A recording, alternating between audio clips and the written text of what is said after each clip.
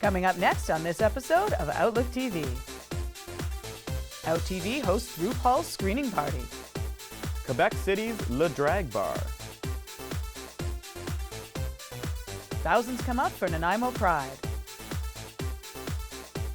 And much, much more. Hello and welcome to Outlook TV. I'm Rebecca Wyman. And I'm Robert Mackay, and we're coming at you digitally to your eyes and ears with queer relevant news, because we are the queer magazine news show that brings you the stories that matter the most from coast to coast. We're going to kick it off in Vancouver with the STRUT Walk fundraiser. Walking a mile in heels for the benefit of others. Hi guys, it's Solly, and I'm going to give you 3 clues to what I'm about to do today.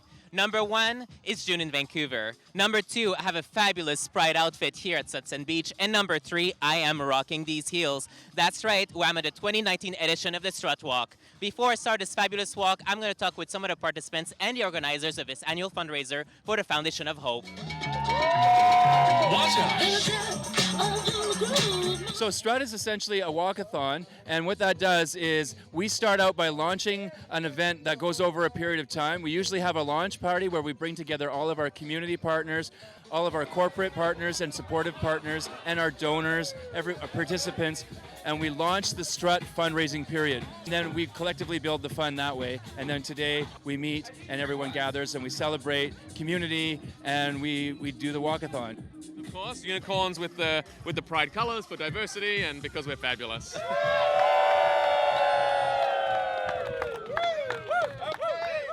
The 3 of us probably agree. We all have quite a bit of privilege, and we try to leverage that to help those that might not have the same opportunities or freedoms that we do to be who they want to be and support them to do that here in Canada. There's LGBTQ people around the world who are being, beaten up. We just saw that in London just the other day. We have people that are being killed. And, this is an amazing opportunity to bring awareness to that, raise some money, which is really needed, and then help bring those who are being prosecuted and killed to Canada so that we can help.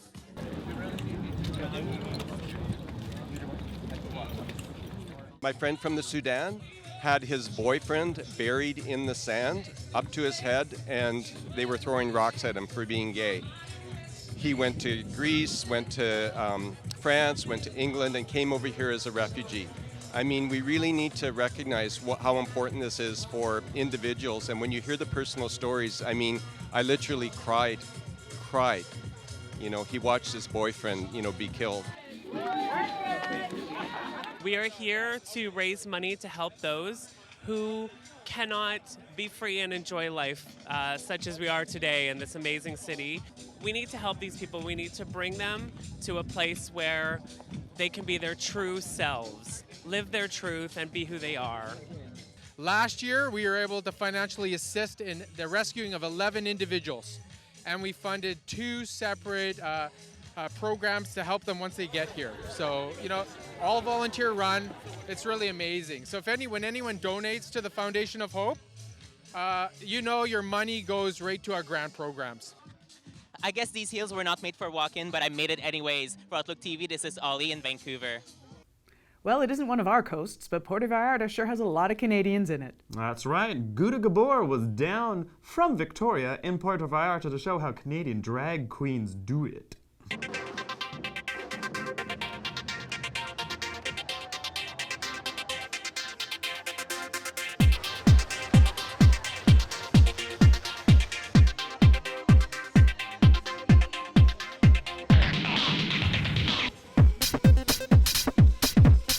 Well, it's Pride in Puerto Vallarta, and there's all kinds of wonderful events. If you like the circuit parties, Mantamar is your place to go. The community stuff that goes on, the parade, the drag derby, the street, they're amazing, and every club and every venue has something special going on for Pride. And the best thing is it's after high season, so you can get an amazing hotel or Airbnb for a really, really good price.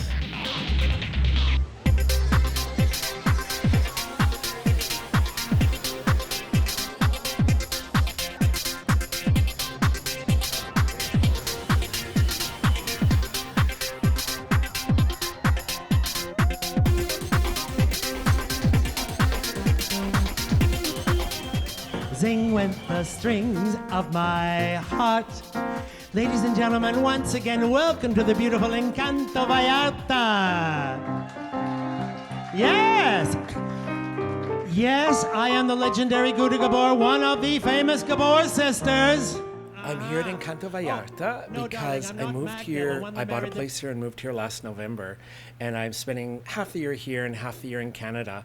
And I love it here. I love performing here. There's so wonderful musicians. And I get to go back to my roots. So my show is all song, live song, and comedy. Lucky girl, I got the sun in the morning and the dad at night. Guda Gabor is the lost Gabor sister. I mean, she didn't have a billionaire husband or a hit TV series. She ended up being the bingo babe of Bucerius, and she's not too happy about it. So she talks about getting older. She talks about her dating problems. She talks about her diet problems, and does a lot of singing in between. And there's thousands of people at the Drag Derby, where the drag queens, they run all these different challenges, like trying to throw things into Trump's mouth, which is actually a urinal, and things like that. It's wonderful. And I was thrilled to be asked to be one of the judges, and it's the Puerto Vallarta Queens who compete for the title. And it's one of the most wonderful events. Entertainers, I'm fine. I have a work permit because Tracy has a blanket permit for all of his performers that come in from England, from Europe, from Australia, from Canada, the States. We're all covered under permits.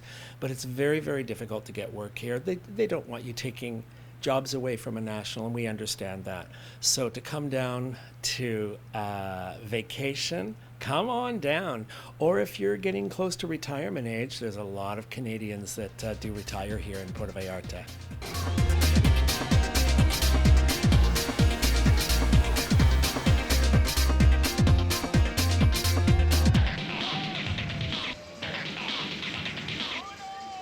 We have to take a little break now. There's a little blinking red light on that camera, and I need to smash it. No, don't smash it. That's the good light. Oh, it's the good light. That's the good light. The good light.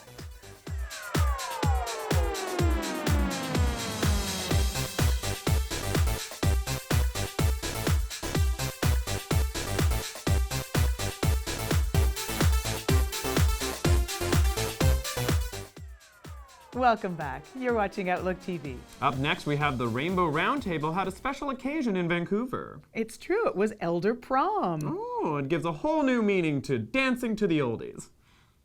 We're at the Roundhouse Community Center in downtown Vancouver for the Queer Elders Prom Night Dance and Social. We're going to go behind the scenes and meet some of the organizers, the entertainers, and see what it's all about. Please join us.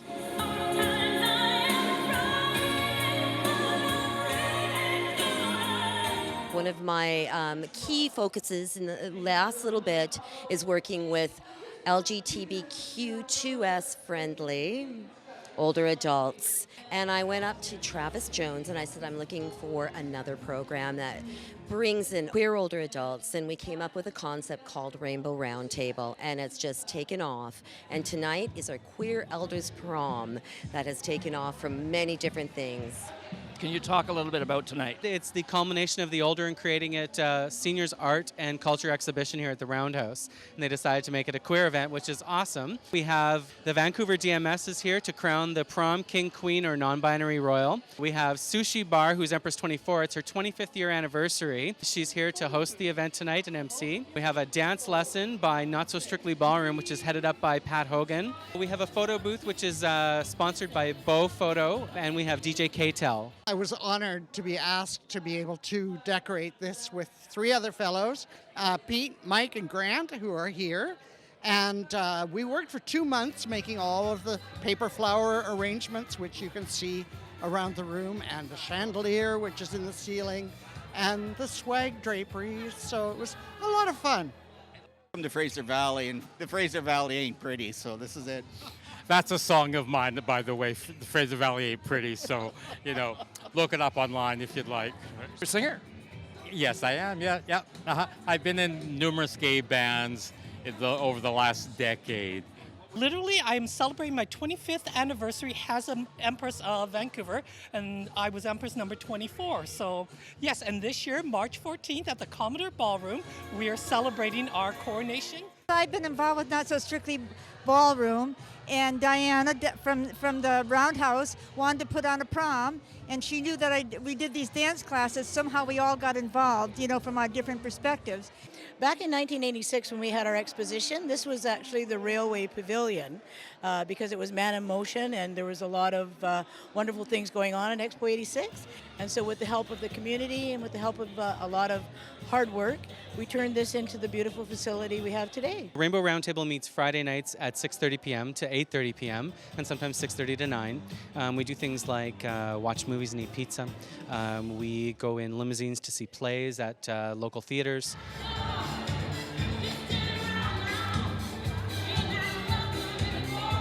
For OutlookTV, this is Angus Pratt at the Queer Elders Prom Night in Vancouver. Up next, Sister Fancy Pants goes to the RuPaul screening. Hosted by OUTtv, it had all sorts to do for the drag community. Let's see what that's all about. We're at the RuPaul's Drag Race Season 11 finale viewing party at the Biltmore. We're going to see some local talents just before the viewing party hosted by Manila Luzon. Let's go talk to some of the talent. We've got loads of fun stuff here. We have some drag caricature artists. We're doing a lip sync for your drink. We've got the meet and greet photographs with Manila.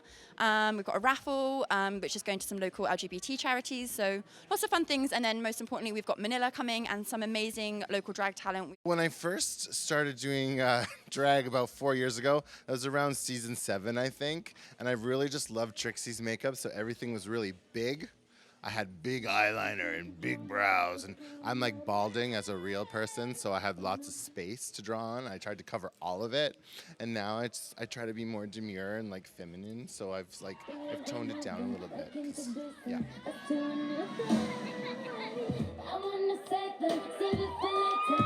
I'm inspired by a lot of the dance challenges. I'm a dancer, I guess you could say. And yeah, all of them always give like such cool new pathways for the body and like where you can do drag, because sometimes they go behind the stage and in front. So I feel that we sort of utilize that now in moving around spaces or looking at spaces differently in which you can do drag in. I always really enjoy watching the acting challenges or the comedy challenges because I feel like the dancing challenges too, you can really tell who's good at it, and it's something that you like don't just have. Being able to think on the fly and being able to move on the fly too, it's not like just inherited, it's taught or learned or practiced, and you can tell that someone has a lot of talent when they're able to do all of that.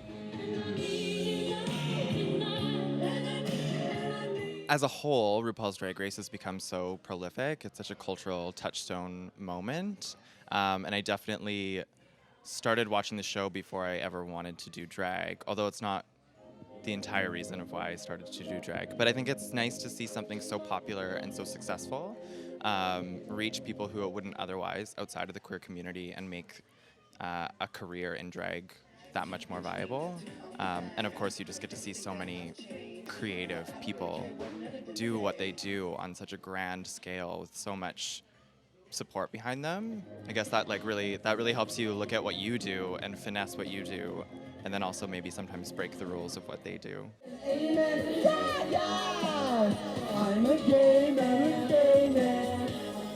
We're gonna watch the finale of RuPaul's Drag Race Season 11. Oh my God!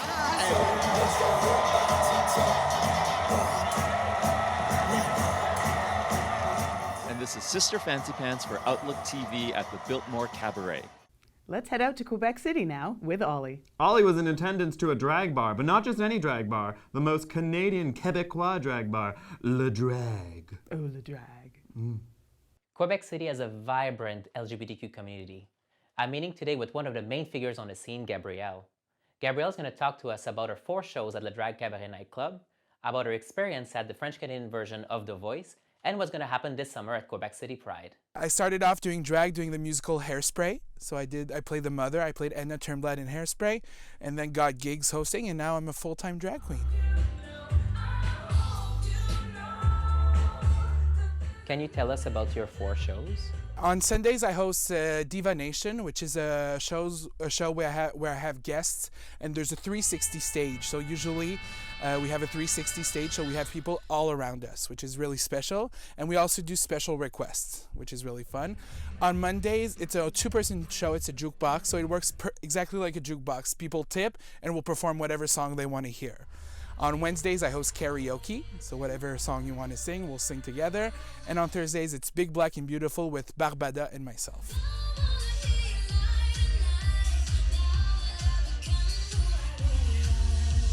What is it like to work at Le Drague? It's a huge venue, so we have a bunch of sections here. We have the cabaret where we do the shows, Zone 3, which is more like a lounge area, and then there's the dance floor downstairs that's open on Fridays and Saturdays.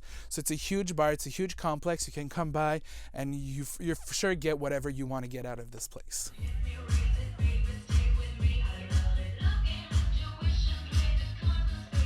What was it like to be the first drag queen in the French-Canadian version of The Voice? It's great. It was such a great experience. I'd do it tomorrow morning again. It was such a great experience.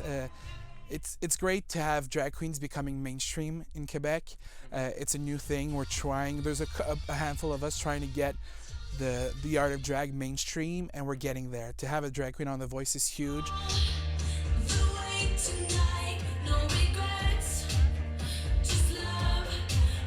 What do you like best when performing? I especially like connecting with the audience, so that's my favorite part, hosting and chatting. I'm a bit of a bitchy, fun drag queen, and I love hosting and connecting and chatting with people on stage. I think that's the best way to connect with people, and it's the best way to make sure that they're involved in the show also. What is happening for Quebec Pride? There's a bunch of shows here at Le Drague happening. They're going to come out in just a couple of weeks, and a bunch of shows also happening at Place Duville, which is right near a bunch of artists. And this year we already announced it, but Pride, especially all the main events, are going from the Thursday to the Sunday. So we'll have some singers, we'll have some artists, we'll have some drag queens, we'll have whatever you want to come out and party, and everyone's welcome. And there's a special event for everyone in the community. From the Drag Cabaret in Quebec City, this is Ollie for OutlookTV. We're going to have to take another little break now. I have to reduce the temperature in this room by exactly 2 degrees. I sweated a single bead, Rebecca. Oh, I see it. I know. It's unacceptable.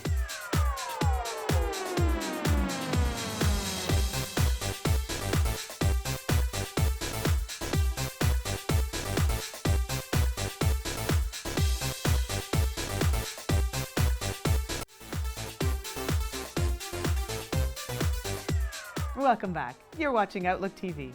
Angus just recently got his arts, his crafts, his crocheting on. Where did he go? He crochets? I would assume so. He's a gay man. It was the Queer Arts Festival. That's where he went. Okay. We're at the Roundhouse in Vancouver for the media preview of the Queer Arts Festival 2019. We're going to go inside and meet the curator for this year. We're going to meet the artistic director and hopefully some of the artists. Let's go. So our art isn't necessarily about identity politics, but it's not necessarily not. It's about queer art and artists, avant-garde, cutting-edge art, and also looking at our histories also of artists. Right now we're standing in the curated visual art show, so that was curated by Elwood Jimmy. We have the community show that's out in the hall. We pretty much take over the whole entire roundhouse. And then behind us, we have the performance center where we have Danny Ramadan's is doing the literary readings. We have The Queen and Me, which I'm really, really excited about. So this is a theatrical piece about being butch and the femme fatales that are often portrayed mostly in opera. QSO I'm really, really excited about. That is some of Canada's foremost composers. The umbrella theme for the entire festival is revolution. So I wanted to, when I was given this invitation to curate the visual and media arts exhibition, I wanted to do something that was in relation to the larger theme of the festival. So a lot of the work that I've selected within this space are people that have, that center relationship building within all of their artistic practices. And I think that kind of manifests itself into visual and media art that, we were able to show in this year's exhibition. We have 14 artists in this exhibition. We have significant representation from the West Coast. So I would say about half the artists are from the West Coast. There are a number number of artists that are in attendance from Toronto. We have Jess Sachs and Alexandra Gellis. The piece behind us is called Yellow Peril, Queer Destiny. It's an installation based on an experimental documentary that's coming out in August at the Queer Film Festival. And it uses the 5 Chinese elements to explore queer Chinese diasporic identity.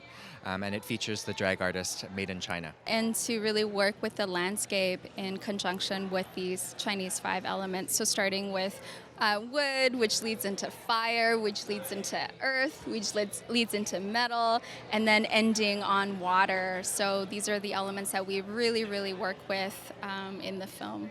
What I do with my contemporary art is that I create short movies and pictures, and the paintings are the soundtrack of what's in the mind of the characters that I represent. This piece is actually called King's Cross, and King's Cross is really about somebody who just came to terms with their sexuality and their gender identity. The 50 years of Stonewall anniversary, which is what our festival ends on, so that's a party for everybody to come to. The party is called Stonewall 50, Glitter is Forever. And then Stonewall was a riot, now we dance. For OutlookTV, this is Angus Pratt at the Queer Arts Festival in Vancouver.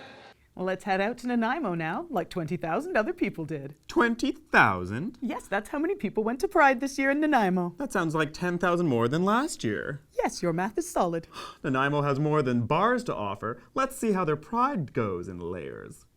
Hi there, we are here in Nanaimo, BC at Nanaimo Pride. We're about to check out the parade and then finish off at the festival where there are vendors and music and a beer garden. Let's go check it out. We're recognizing 50 years of Stonewall. We're celebrating 50 years of the decriminalization of homosexuality in Canada. We're working really hard to celebrate diversity within our own community. And I think one of the main things is we're celebrating our allies this year because they've stepped up to the plate. They've actually approached us without even us going to them. Everybody wants to be involved.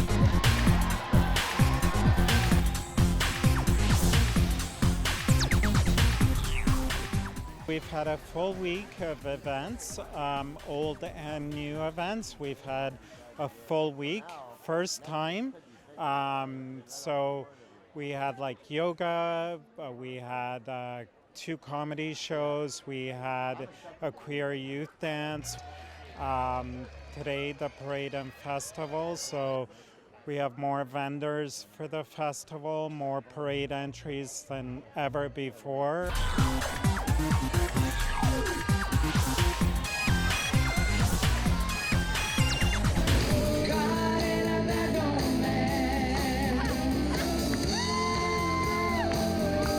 Oh my God, it's been crazy. We've done everything from Pride bingo, Pride events, Pride photo shoots, Pride everything. Pride right now is the biggest event happening in Nanaimo, and we are just so glad to be here, right guys? Yeah! Same here, same here. Oh my gosh, so what does Pride mean to you?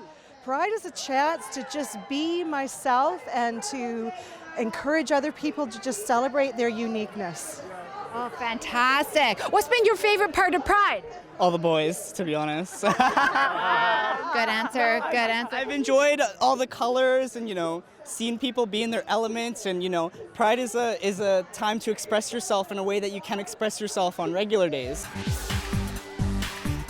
Nanaimo Pride Society started in 1997. It was called something else, and in the last 4 years, we've started a parade and a festival. In the previous years, there were community picnics, get-togethers. The community was smaller. It wasn't as visible as it is now. Nanaimo's growing like crazy. It's one of the fastest growing cities in BC. And I think with that, that's how also Pride celebrations have evolved here. It's become a more inclusive, more diverse city.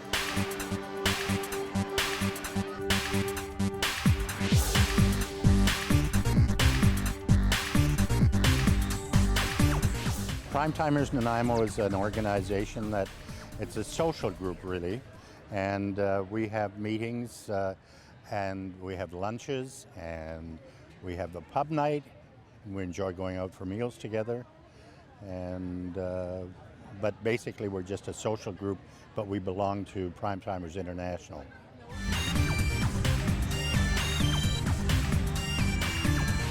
Gay Pride allowed everybody, big, small, dark, light, didn't matter. We were all special and unique in our own way. And the kids today are celebrating their uniqueness far more than us old guys were allowed to do when we were growing up. But I really feel that we gave permission for that to happen because Pride started.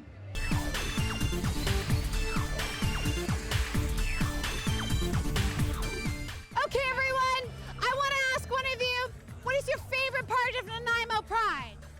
All the gay people. All the gay people, what else? How it brings everyone together and puts everyone in such a good mood. Oh, fantastic. What does Pride mean to you? What does Pride mean to you? Love is love is love is love. All right, fantastic answer. What about you? I love is love. Wow, I'm so good drunk. job. I'm so... Acceptance of everyone's love without judgment, for sure. Happy Pride from Nanaimo, BC. This has been Kelly Legg with OutlookTV.